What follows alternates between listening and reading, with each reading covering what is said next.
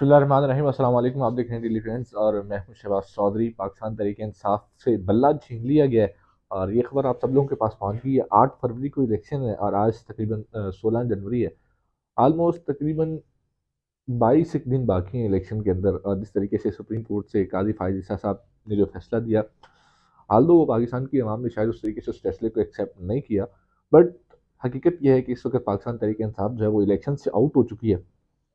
और इस वक्त इलेक्शन में पाकिस्तान तहरीक इंसाफ जो है वो हिस्सा नहीं ले सकेगी। और इसका सबसे बड़ा नुकसान ये है कि पाकिस्तान तहरीक इंसाफ की जो रिजर्व सीट्स हैं, जितनी भी रिजर्व सीट्स होती हैं, टोटल ऑलमोस्ट जितने इलेक्शन हो रहे हैं, इन इलेक्शंस के अंदर 230 के करीब रिजर्व सीट्स होती हैं और उनमें से पाकिस्तान तहरीक इंसाफ का जो हिस्सा है वो खत्म हो गया है। इस फैसले के बाद जब ये फैसला आया और उस फैसले के बाद कल पाकिस्तान तहरीक इंसाफ के जो बानी चेयरमैन इमरान खान साहब, उनसे उनके वकला की मुलाकात हुई कल और बहुत सारे वकला की उनसे मुलाकात हुई। उस मुलाकात के अंदर उन्होंने बाकायदा तौर पे काजी फायद ईसा साहब से एक जो है वो पैगाम भी भेजा और उनको अपना पैगाम दिया और उनके लिए एक बयान भी दिया। उन्होंने कहा जी, कुरान पाक का उन्होंने हवाला दिया और कुरान पाक के बाकायदा तौर पे 5वें सुपारे का हवाला दिया। 5वें सुपारे की 8वीं आयत का हवाला दे के उन्होंने कहा जी, अल्लाह ताला कुरान पाक में फरमाता है कि किसी दुश्मन से भी इतनी नफरत में ना जाओ कि आप उसके साथ इंसाफ न कर सको जब आप किसी काजी या जज के ओहदे पर होते हैं। अलबत्ता ये फैसला कैसा था, इस फैसले को किस नज़र से देखा गया, ये ज़्यादा कानूनी माहिरीन इसके ऊपर ज़्यादा बात कर सकते हैं। अलबत्ता लेकिन एक चीज़ है कि जो पाकिस्तान की सुप्रीम कोर्ट है उसका मेन बुनियादी हक ये है कि पाकिस्तान के शहरियों के लिए और पाकिस्तान के कानून की जो शहरियों के आइनी तहफ़्फ़ुज़ है उसका उसको सुप्रीम कोर्ट ने तहफ़्फ़ुज़ देना है। पाकिस्तान के आइनी हकूक़ हैं, जो शहरियों के आइनी हकूक़ हैं, उनको तहफ़्फ़ुज़ देना है। और मेन एक पाकिस्तान की जितनी आबादी है, हर शहरी का एक हक है कि वो अपने वोट कास्ट कर सके और उस वोट को कास्ट करते हुए आपने बाकायदा तौर पे पाकिस्तान की जो सबसे बड़ी जमात है, जो पाकिस्तान की सबसे मकबूल जमात है, उससे उसका इलेक्शन का निशान तक ले लिया कि वो इलेक्शन के अंदर हिस्सा नहीं ले सकती और वो जितना भी वोटर है उसका वो उसको वोट नहीं कास्ट कर सकता। एक तो पाकिस्तान तरीके इंसाफ के ऊपर थोड़ा मुश्किल टाइम है। लेवल प्लेइंग फील्ड तो दूर की बात है, पहले सिर्फ लेवल प्लेइंग फील्ड की बात हो रही थी, अब तो मेरे ख्याल में वो कल हामिद खान साहब ने भी बात की कि आज अब लेवल प्लेइंग फील्ड तो दूर की बात है, अब प्लेइंग फील्ड ही नहीं रही जिसके ऊपर उन्होंने इलेक्शन लड़ना है। बहुत सारी मीम्स भी चल रही हैं सोशल मीडिया ट्रोल्स के ऊपर, बहुत सारी बातें भी चल रही हैं कि इलेक्शन का निशान बल्ला लेने गए थे और बहुत सारी चीज़ें उन्होंने कुछ, किसी को हॉकी दे दी, किसी को रैकेट दे दिया, किसी को चारपाई दे दी, किसी को हुक्का दे दिया, किसी को विकेट दे दी और किसी को पंखा दे दिया, फ्रिज दे दिया, टीवी दे दिया। इवन कि मतलब कि ऐसे ऐसे निशानात दिए गए हैं कि एक पूरे घर का जिस तरीके से जहेज का सामान होता है वो पाकिस्तान तरीके इंसाफ को दे दिया गया।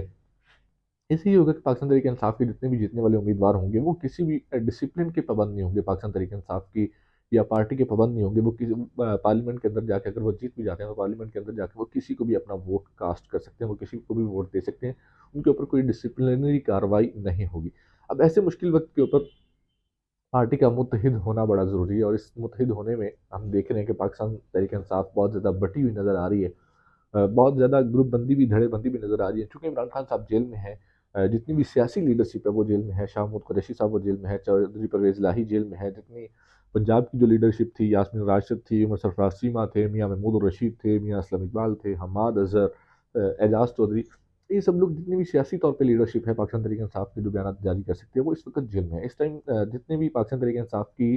कोई इंटरेक्शन हो रही है आवाम के साथ वो वकला टीम के जरिए हो रही है और पाकिस्तान तहरीक इंसाफ के जो बानी चेयरमैन इमरान खान साहब है उनकी जितनी इंटरेक्शन हो रही है वो वकला टीम के जरिए हो रही है। और उस वकला टीम में एक बहुत बड़ा नाम है शेर अफजल खान बरवत का, जो कि आवाम को मोबिलाइज भी कर रहा है और आवाम के अंदर जा रहा है और लोग शेर अफजल बरवत साहब की कॉल के ऊपर बाहर निकल भी रहे हैं और वो आवाम को निकाल के मोबिलाइज भी कर रहे हैं। कल रात भी उन्होंने मीरपुर के अंदर कन्वेंशन रखा था और उस कन्वेंशन के अंदर हमने देखा कि जिस तरीके से शेर अफजल बरवत साहब के लिए आवाम निकली और जिस तरीके से उन्होंने मीरपुर खास में आवाम को मोबिलाइज किया और उस कन्वेंशन को कामयाब कराया, उन्होंने साथ में ये भी कहा कि पंजाब वाले लोग भी हिम्मत करें, मैं पंजाब आने के लिए तैयार हूँ और डर जो है वो बढ़ जाएगा। बाकायदा तौर पे उन्होंने नारा भी लगाया कि डर जो है वो बढ़ गया। कराची में भी उन्होंने ये कन्वेंशन किया, तो पंजाब में भी आने का इरादा रखते हैं। इससे पहले भी एक दफ़ा पंजाब आए थे और उनको पंजाब से गिरफ्तार कर लिया गया था।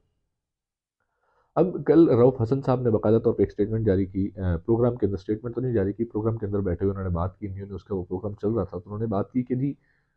शेर अफजल मरवत साहब जो हैं वो पता नहीं इमरान खान साहब से मिलते भी हैं कि नहीं। जो बैरिस्टर गौहर साहब बात करते हैं वो उससे मुख्तलिफ बात करते हैं, हमेशा कंट्रोवर्शियल आके बात करते हैं और पार्टी को कंट्रोवर्शियल बना रहे हैं, कंट्रोवर्शियल स्टेटमेंट्स जारी करते हैं। इस बात के ऊपर शेर अफजल मरवत साहब ने भी जवाब दिया कि मैं पाकिस्तान तहरीक इंसाफ के साथ खड़ा हूँ, मैंने पूरी रियासत के साथ टक्कर ली है एक शख्स की मोहब्बत में, तो रऊफ हसन साहब क्या चीज़ है। तो मैं वो बात करता हूँ जो पाकिस्तान तहरीक इंसाफ के चेयरमैन इमरान खान साहब खुद मुझसे करते हैं, और मैं इमरान खान साहब का तर्जुमानी कर रहा हूँ यहाँ आवाम के अंदर, और मैं सिर्फ इलेक्शन तक ये काम कर रहा हूँ। खैर ये लड़ाई चली और इस लड़ाई में सारी बातें भी चल रही हैं। अब मामला ये है कि रऊफ हसन साहब और शेर अफजल मरवत साहब की लड़ाई तो चल रही है। अब इस लड़ाई से क्या निकलता है या क्या नुकसान पाकिस्तान तहरीक इंसाफ को होते हैं, बट शेर अफजल मरवत साहब ये चाहते हैं कि वो पाकिस्तान तहरीक इंसाफ की कैंपेन को लीड करें, वो पंजाब में भी आए, और ये वो जिस तरीके से वो पाकिस्तान तहरीक इंसाफ के लोगों को मोबिलाइज कर रहे हैं। अब एक बड़ा मसला ये भी है कि पाकिस्तान तहरीक इंसाफ की कैंपेन कौन करेगा। अभी तो सिर्फ शेर अफजल मरवत साहब जो हैं वो लगे हुए हैं, और कहीं ना कहीं हद तक आवाम में सोशल मीडिया के ज़रिए, और सोशल मीडिया के इस टाइम पे ट्रेंड ये है कि लोग जो हैं वो इलेक्शन छीनने के बावजूद भी, जो इलेक्शन का निशान छीनने के बावजूद भी, लोग अपने हौसले नहीं तोड़ रहे। लोग अभी भी ये कह रहे हैं कि हम उम्मीदवार ढूंढ के, पहले ये होता था कि उम्मीदवार वोटरों को ढूंढते थे, अब हम ये देख रहे हैं कि जी वोटर जो है वो उम्मीदवारों को ढूंढ रहे हैं कि हमने किस उम्मीदवार को निशान देना है, किस उम्मीदवार के निशान को क्या निशान मिला, और हमने किस उम्मीदवार को किस निशान के ऊपर जाके वोट देना है। सोशल मीडिया का दौर है, कल इमरान खान साहब ने भी बात की कि सोशल मीडिया के दौर के अंदर आप कोई चीज़ छुपा नहीं सकते या कोई चीज़ छुप नहीं सकती। ये चीज़ें उन्होंने की हैं, और आजकल सोशल मीडिया के ऊपर मलकू साहब छाए हुए हैं, और मलकू साहब ने एक और गाना रिलीज़ कर दिया, और निशान छीनने के ऊपर भी उन्होंने गाना रिलीज़ कर दिया, और निशान वो गाना जो है वो एक दफ़ा फिर ट्रेंडिंग में जा रहा है। इससे पहले भी उन्होंने कैदी नंबर 804 वाला जो गाना गाया था वो भी ट्रेंडिंग में गया, और पाकिस्तान में बहुत ज़्यादा वो गाना सुना गया। तो सोशल मीडिया का आलम ये है, सोशल मीडिया की मकबूलियत का आलम ये है, हर बंदा सोशल मीडिया के ऊपर बैठा हुआ है, और उसका आलम यह है कि लोग जो है वो एक इमरान खान का नाम के साथ अगर कोई बंदा गाना लेके आता है और उस गाने को लोग जो है वो हिट दे देते हैं, मिलियंस ऑफ व्यूज़ और मिलियंस ऑफ लाइक्स जो है उस गाने को मिलते हैं।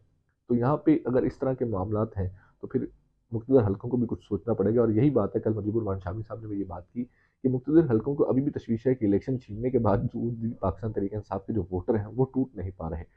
तो बाकी मामला जो है वो 8 फरवरी को सामने आएगा कि क्या होता है, पाकिस्तान तहरीक इंसाफ के वोटर हैं वो कितनी लॉयल्टी के साथ, और थोड़ा सा अब इनको ज़्यादा कन्वीनियंस होना पड़ेगा, थोड़ा सा इनको ज़्यादा कॉन्शियस होना पड़ेगा,